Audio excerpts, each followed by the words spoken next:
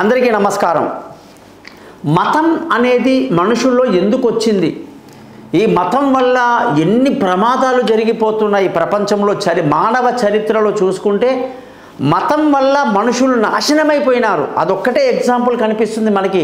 మతం వల్ల మనం బాగుపడ్డామనేది ఏమీ ఉండదు. అది ఒక భయంకరమైన పరిస్థితి అన్నమాట.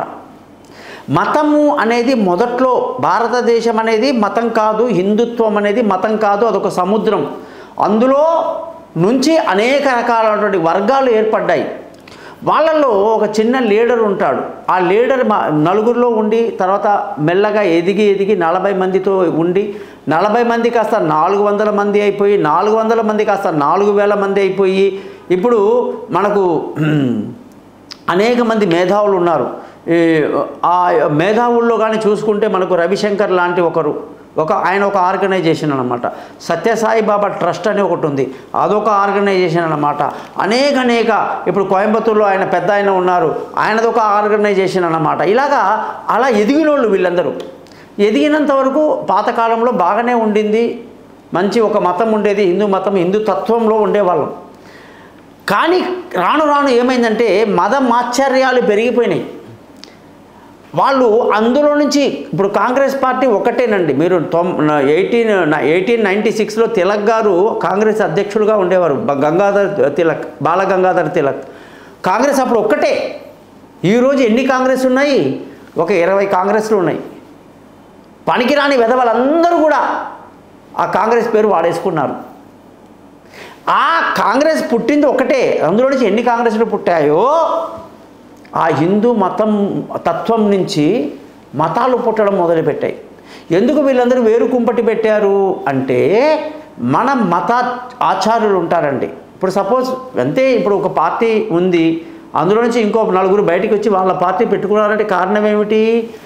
వాళ్ళు ఉన్న పార్టీలో వాళ్ళ యొక్క విలువ లేకపోవటం, వాళ్ళకు గుర్తింపు లేకపోవటం, అధిష్టానం అనేది ఏదైతే ఉందో టాప్ ఆ పార్టీ ఇన్ఛార్జెస్ ఎవరైతే ఉన్నారో వాళ్ళు సరిగ్గా గుర్తించకపోవటం, సముచిత స్థానం ఇవ్వకపోవటం వల్ల వాళ్ళు ఏం చేస్తారు? బయటకు వచ్చి వేరే కుంపటి పెడతారు. ఆ వేరే కుంపటి పెట్టి దాని మీద ఇంకా మేనిఫెస్టోలు రాసుకొని మా ఆచారాలు పద్ధతులు ఇలా ఉంటాయి అని చెప్పి మతాలు బోల్డని పార్టీలు ఏర్పడతాయి. అట్లాగే మత ఛాందసంలో ఉండి మాకు గుర్తింపు లేదు, మేము ఆచార్యులతో గొడవ పెట్టుకుంటాం, ఆచార్యులని కాదని చెప్తాం. మీరు నమ్ముతారో లేదో ఒక పచ్చిని చెప్తే మీరు గుండె ఆగిపోతుంది మీకు. ఇవాళ అనేక చర్చిల్లో బ్రాహ్మణులు, కన్వర్ట్ అయిన బ్రాహ్మణులు ఇవాళ చర్చి నడిపిస్తున్నారన్న సంగతి మీకు తెలుసా?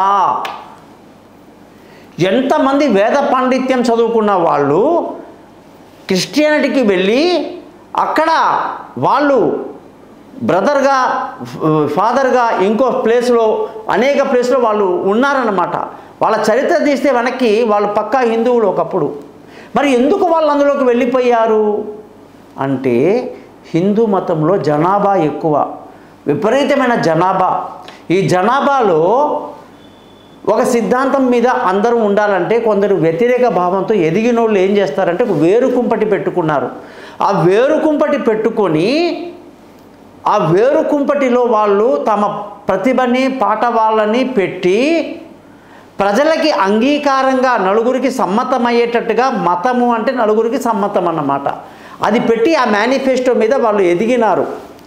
అయితే చాలా సులభంగా ఉందండి. మీ మతంలో ప్రాబ్లమ్స్ లేవండి.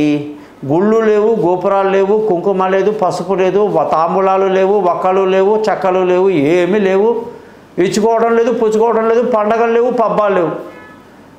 తిని తాగి మూడే. ప్రపంచంలో భగవంతుడి సృష్టిలో మా భూమి మీద జరిగేది 3 పనులు. ఒకటి విపరీతమైన తిండి పిచ్చి, వేటాడి తింటాయి జనాలు ప్రపంచంలో. తిండి తర్వాత నెక్స్ట్ మైథునం అంటే శృంగారం, మూడవది నిద్ర, మత్తు నిద్ర. ఈ 3 జంతువులకు చేసే పనులు. అదే జంతువులో నుంచి మనం వచ్చాం కాబట్టి మనం కూడా ఈ 3 పనులే చేస్తుంటాం. కానీ హిందూ తత్వంలో స్త్రీని ఎలా గౌరవించాలి, ఏ సమయంలో స్త్రీ పెద్ద మనిషి అయితే ఆమెను ఏ విధంగా మనం జాగ్రత్తగా చూసుకోవాలి, ఆమెని ఒక అయ్య చేతిలో ఎలా పెట్టాలి, స్త్రీని 10 మంది చూస్తే ఎంత తప్పు, అమ్మాయి జీవితం ఎంత దెబ్బతింటుంది. ఒక అయ్యే చేతిలో పెడితే ఒక భార్యాభర్తగా ఉంటారు. ఒకే భార్యాభర్తగా ఉండడం హిందూ తత్వం. వాళ్ళ నుంచి పుట్టినటువంటి పిల్లలు, వాళ్ళ వంశము, వాళ్ళ చదువు, వాళ్ళ బాగోగులు ఎప్పుడూ 24 గంటలు ఓపిక ఉన్నంత వరకు, వయసు ఉన్నంత వరకు శృంగారమే చేసుకుంటామంటే కుదరదు ఇక్కడ హిందూ మతంలో. దానికి ఒక పరిధి ఉంది. మీరు కావాలంటే ఒక యోగి ఆత్మకథ చదవండి, అందులో ఈ టాపిక్ రాశారు ఆయన. ఆ యోగి సంతానం కొరకు ఎన్నిసార్లు ఆయన కలిశాడు భార్యతో అని కూడా మనకు క్లియర్గా రాశాడు అందులో. సంతానం కొరకు మాత్రమే కలిసేవారంట. ఇవాళ విచ్చలవిడితనం అయిపోయింది. ఇంటర్ నుంచి ఇక 70 ఏళ్ల వరకు విస్తృతమైనటువంటి శృంగారం మీద పడిపోయింది ప్రపంచమంతా కూడా. ఆ శృంగారం యొక్క భయంకరమైనటువంటి రూపమే ఇవాళ ఎన్నో బలవన్మరణాలు, బలాత్కారాలు, ఎన్నో రేపులు జరుగుతున్నాయి. యాక్చువల్గా ఇంద్రియాలని కట్టడి చేయాలి, ఉపవాసాలు ఉండాలి, ఇంద్రియాలని ఎట్లా పడితే అట్లా ఎగరనీయకూడదు, వాటిని మన కంట్రోల్లో పెట్టాలి అనేసి చాలా చిన్న వయసులో, యుక్త వయసులో పిల్లకి పెద్ద అయిన తర్వాత ఒక అయ్య చేతిలో పెట్టి వాళ్ళ ద్వారా వంశ అభివృద్ధి కోసం అనేక మంత్రాలు తంత్రాలు చేసి శోభనం రోజు గదిలో కూడా శోభన ముహూర్తం పెట్టి దానికి కూడా హోమాలు చేసిన ఘనత మనది. ఇప్పుడు జరుగుతూ ఉంది ప్రపంచంలో, ఇంకా ఎక్కడికి పోలే అవన్నీ.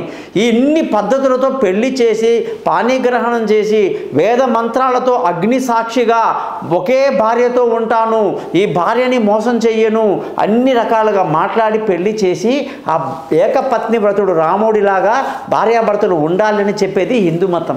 మరి హిందూ మతం ఇంత గొప్పగా డెవలప్ అయ్యి, మానవులు బాగా డెవలప్ అయ్యి, వాళ్ళు ఒక భార్యాభర్తతో జీవితాంతం ఉండి ఒక ఏజ్లో పెళ్ళైన 20 నుంచి 30 దాకా ఒకలాగా, 30 నుంచి 40 దాకా ఒక బాధ్యత, 40 నుంచి 50 దాకా ఒక రకమైన బాధ్యత, 50 నుంచి 60 దాకా ఒక రకమైన మా అమ్మమ్మ నాయనమ్మ తాతలు అయిపోయి 60 నుంచి 70 దాకా వాళ్ళ బాగోగులు, 70 నుంచి 80 దాకా కూడా అనేక రకాల తరాలు చూసాం మేము.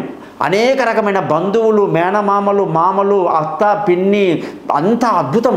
కానీ పాశ్చాత్య దేశాల్లో వాళ్ళ మతాలలో ఇవేవి ఉండవు.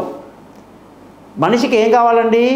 ఈ మూడే కావాలి, మృగాలు. కాబట్టి ఆ మృగాలు అలా బతుకుతున్నాయి పాశ్చాత్య దేశాల్లో, వాళ్ళకి వేరే లేవు. హిందూ మతం అనేది ఎంత గొప్పది అనేది మీకు తెలియజేస్తూ, మతం అనేది ఎందుకు అంటే కట్టుబాట్ల కోసం పెట్టింది. కాబట్టి ఈ ప్రపంచం మొత్తం మీద మతం అన్న మాట అనేది హిందుత్వం నుంచి బయటపడి వాళ్ళ సుఖాల కోసం, వాళ్ళ అనుకూలంగా కోసం పిచ్చి పిచ్చి మేనిఫెస్టోలు పెట్టుకొని అన్ని మతాలు పుట్టినాయి. కాబట్టి నిజమైన మతం ఏదంటే హిందూ తత్వం తప్ప మరొకటి లేదని గ్రహించాలని తెలియజేస్తూ నేను సర్వేశ్వరుడు మీ గోపాలయ్య గారు.